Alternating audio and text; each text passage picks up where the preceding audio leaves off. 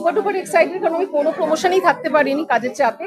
এই প্রথম প্রমোশনে এসেছি এবং যে ভাইবটা দেখলাম, আমি এইখানে স্টুডেন্টদের কথা বলবো, ফ্যাকাল্টিদের কথা বলবো, এবং সমস্ত মানুষ যারা ছিল এই মুহূর্তে, আমাদের কাস্ট এন্ড ক্রু, সবাই একদম আমরা চার্জক হয়ে রয়েছি। এবং দেখো, নিতিন একটা প্রথম ফিমেল ডিটেকটিভ, মানে এই যে মেয়ে ডিটেকটিভ হতে পারে, এটা তো আমরা সবসময় পুরুষদেরকে এগিয়ে রাখি, মানে সে তুমি ফেলুদা বলো, শার্লক হোমস বলো, বা ব্যোমকেশ বক্সী বলো। নিতিন যদি এগিয়ে যায়, আমি জানবো কোথাও মেয়েরা এক স্তর এগুলো, কারণ মেয়েদের মাথায় বুদ্ধি মোটেই কম থাকে না। বাড়িতে এসে মিথ্যে কথা বললে প্রথম মা বুঝতে পারে তুমি মিথ্যে কথা বলছো, তো সেটা ডিটেকটিভ মাইন্ড না থাকলে তো বলা সম্ভব নয়। তাই নিতিন এগিয়ে চলুক, যাতে মেয়েরা এগিয়ে চলতে পারে।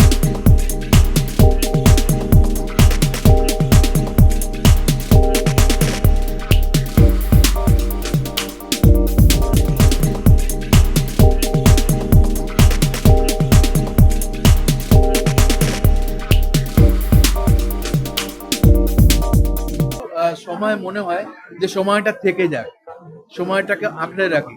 উনি পণ্ডিত অজয় চক্রবর্তী অডিও রিলিজে এসেছেন, এটা আমি শুধু একা নয়, আমরা তোমরা তো সবাই সাক্ষী আজকে এই মুহূর্ত। মানে আমার দেখো এখনো গায়ে কাটা দিচ্ছে যে মানে একজন মানুষ সারা পৃথিবীতে যে শাস্ত্রীয় সঙ্গীত, বাংলার সঙ্গীতকে, ভারতবর্ষের সঙ্গীতকে এত জায়গায় বড় জায়গায় নিয়ে গেছেন, তিনি আজকে উপস্থিত।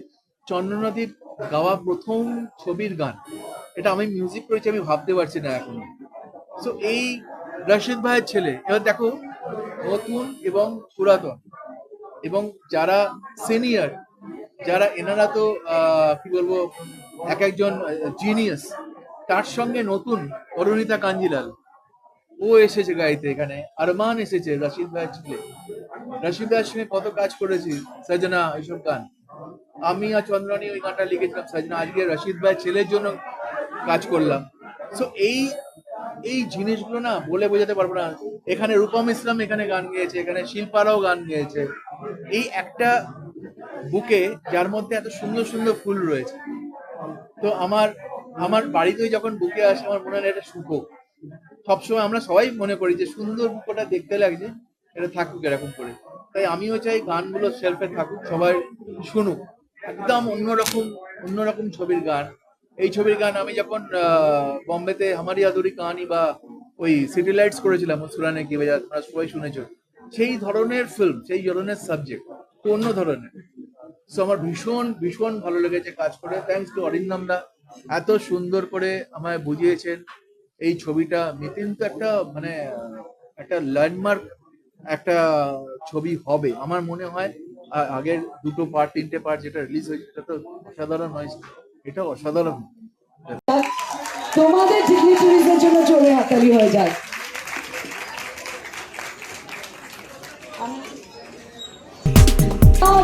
That you have for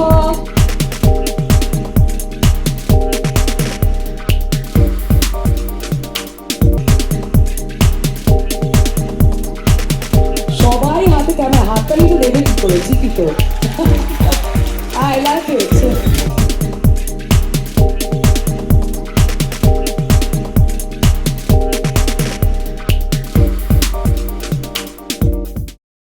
অনেক কিছু বলেছেন আমাদের ছবির বিষয়ে। শুধু এইটুকুনি বলবো যে ছবিটা আমরা ভীষণ মন দিয়ে, ভীষণ হৃদয় থেকে ছবিটা বানানো হয়েছে। আশা করছি সবাইকার খুব ভালো লাগবে, কারণ এটা একটা মিউজিক্যাল থ্রিলার, যেটা অরিন্দম দা অনেকবার বলেছেন। এবং তোমাদের জন্য all the lovely students here, so that's a huge thing I think.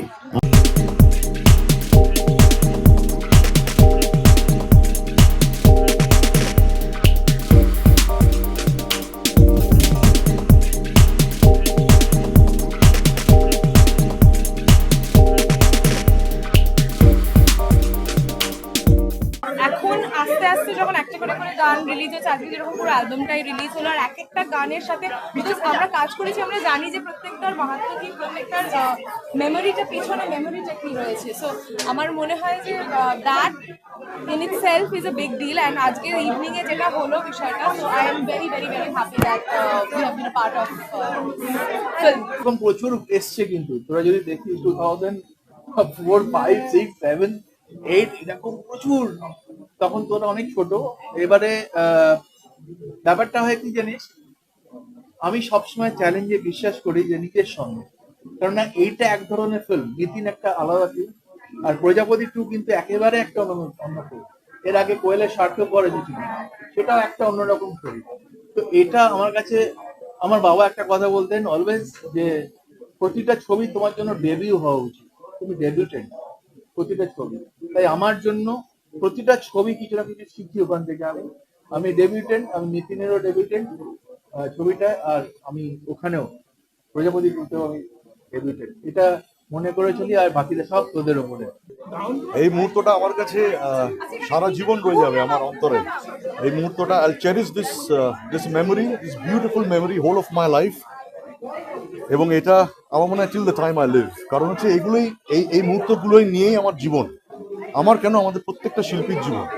আর আমার মনে হয় ঈশ্বর, একটা কথা আছে না যে surprises come with beautiful surprises come like a surprise obviously. So এটা আমার কাছে খুব বড় সারপ্রাইজ ছিল যে আমি অজয় কাকু কাকিমাকে একসাথে মঞ্চে পাবো। এটা আমার কাছে খুব, কারণ কাকু কাকিমাকে প্রচন্ড ভালোবাসেন, মানে প্রচন্ড নিজের ছেলের মতন ভালোবাসেন। আমি ইনফ্যাক্ট শ্যামনগরে অজয় কাকুর বাড়িতেও গিয়েছি, এবং সেটাও অনেক বছর আগে। ইনফ্যাক্ট জিদ্দার আমি একসাথেই, আমরা একসাথেই গিয়েছিলাম, জিদ্দা আমি অজয় কাকু নিয়ে গিয়েছিলাম আমাদের। তো সেই স্মৃতিটা এখন আমার ভেতরে এখন মানে সাংঘাতিক একটা প্রাণবন্ত স্মৃতি। তো এইটা একটা বড় পাওয়া। তারপরে আমরা যারা সবাই বন্ধু বান্ধব, মানে প্রত্যেকে একসাথে মঞ্চে, কোয়েল থেকে শুরু করে গৌরব, প্রত্যেকে মানে আমরা মানে সবাই যে একসাথে এই মোমেন্টটাকে সেলিব্রেট করলাম, we live this moment together. This is itself an indication from the cosmos that Nitin একটি খুনির সন্ধানে is going to be loved and cherished by all my audience. আমি এটাই আশা করব যে নিতিন একটি খুনির সন্ধানে প্লিজ 25শে ডিসেম্বর রিলিজ করলে আপনারা অবশ্যই হলে গিয়ে সিনেমাটা দেখবেন। Nitin is a brand, ladies and gentleman, আপনারাই ব্র্যান্ড বানিয়েছেন নিতিনকে।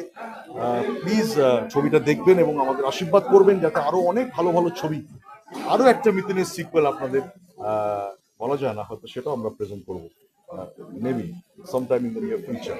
So God bless you. Bangla ছবি দেখুন, বাংলা ছবিকে এইভাবে ভালোবাসুন, আর আমাদের পাশে থাকুন, আমাদের আশীর্বাদ করতে থাকবেন। এই আশীর্বাদ থেকে আমরা কখনো যেন বঞ্চিত না হই। Thank you sir.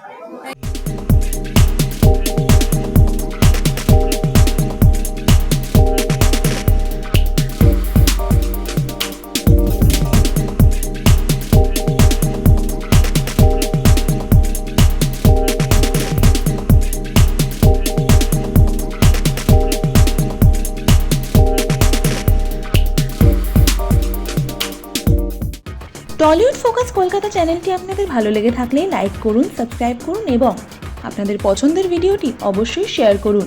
Tollywood focus Kolkata.